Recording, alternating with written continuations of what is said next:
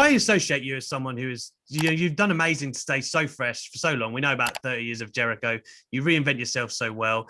I'm curious about your interpretation of Cody Rhodes's character and the reception he gets right now. I mean, obviously there's a plan in play and all of that stuff, but he was like the hottest babyface ever when you were facing him, right? 2019. I would say he was the hottest babyface in wrestling at that point, I think. And now here we are through, whatever means, but some of the fans are tired of the character. What do you make of all of that and where they're heading with him? Well, I mean, this isn't a revelation. It's something that happens in wrestling all the time. And when you get a guy like Cody, who's very successful and he's got kind of the perfect life with a perfect wife and a little new daughter, and he's branching out into Hollywood with hosting shows and, hobnobbing with Snoop Dogg and Shaq. I mean, of course, there's always going to be a little bit of a kickback to that. Beauty of it is this is pro wrestling. So we take it as far as it goes and then decide where to go from there. I still think Cody is a great baby face, but much like his father was a great baby face, one of the best ever. But if the time comes where he has to make a switch, I'm sure he'll have no problem with that either. The best thing with our company is we don't do knee-jerk reactions, and we aren't going to change something just because a few weeks of booze happened, shall we say. But overall, I think that it just makes for a great story. And the worst thing that can happen for a wrestler is silence. When you have people reacting, whether they're booing or cheering, at least they're into what you're doing. And that's the most important thing. So yeah, if they're booing Cody, let's see what happens. If it becomes a thing, I mean, John Cena got booed for years and never changed. Roman Reigns got booed for years before he finally changed. So there's no rush for us. Cody's a great performer. He's a true pro. And either way, he'll make it great. Now, being a long-term Jericho fan as I have been, I have a question because I was at WrestleMania 33. I saw yourself and Kevin Owens there. And I've always been curious, right? Like, we saw the documentary where Vince McMahon wasn't happy. So he said to Kevin Owens. Do you know why? Like, did you get any feedback on that? Because I think a lot of fans were kind of stunned by that reaction in the documentary. He said it was the worst. He told Kevin it was the worst match in WrestleMania history. I mean...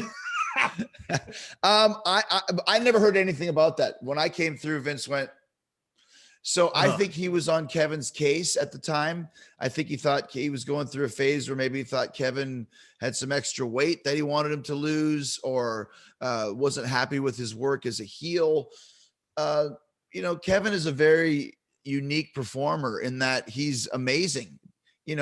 He's a bigger guy. Who cares? Mick Foley was a bigger guy, or Vader was a bigger guy, or Bam Bam Bigelow was a bigger guy. It didn't affect their work. They were still great performers, and Kevin is one of those guys. So for whatever reason, Vince goes through phases where you just get stuck in his craw and he's pissed off at anything you do. And maybe that was one of the reasons. But yeah, the worst match in WrestleMania history. I was like, have you not seen Giant Gonzalez versus Yeah, I like the finger on the rope. I liked it. All right. Yeah, it was great. And then the next match that we had, the following pay-per-view, was amazing as well. So I wasn't happy with that match because they had us on second on WrestleMania, which was the writing on the wall that they didn't care about the feud, because that was one of the best feuds that was originally supposed to lead to the main event of WrestleMania. And then it ends up on second. And I just knew that it's time for me to go. Little did I know that I'd be gone forever, seemingly, but that's how it goes. Man, you said it. The final one I've got here for you, Chris, just before I let you go. You said earlier about retirement, and although I'm hoping it's not happening anytime soon. You said retirement. You said yeah, you're right. I did. You're right. I said it vicariously through the internet. Right. Sorry. But it's funny how you look at, people's last matches. Like, Austin's ended up being with The Rock. You look at Kurt Angle ended up with Baron Corbin, Taker's AJ Styles, Ric Flair had Shawn Michaels. In a way, I think it's important. You look at that list, take it as you will. It's important who the last man is. It can certainly for a significant career, as is yours. Do you have any ideas? Like, you probably wouldn't reveal exactly who anyway, but I mean, like, is that important to you who the final person would be, the final story? Doesn't matter? No, it doesn't matter. Because if you look at my career, it's always been making great stuff out of whatever I've been given. It's easy to go out there and have a great final match with Shawn Michaels or The Undertaker.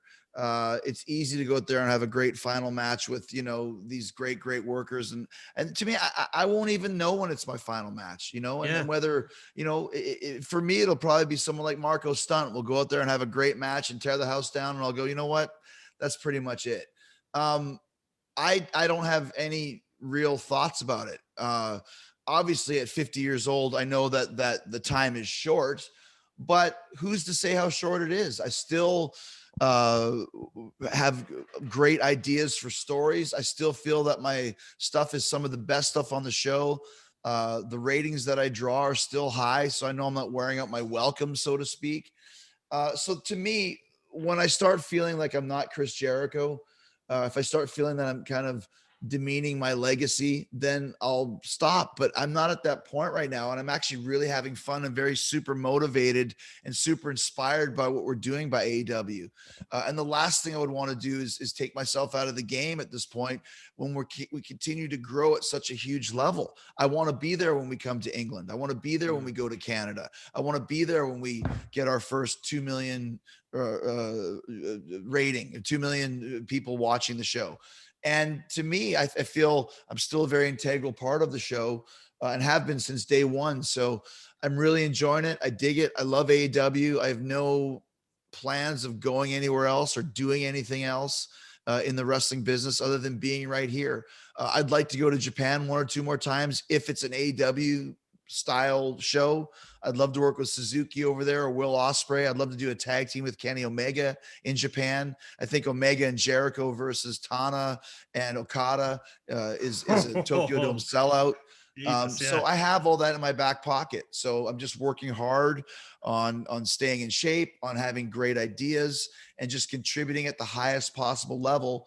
And when I feel I can't do that, then I will retire. But it's not going to be this big retirement tour or final match. And if it is, it'll be because the storyline dictates that. But I don't need that for my ego. I'm happy just to disappear if I need to disappear.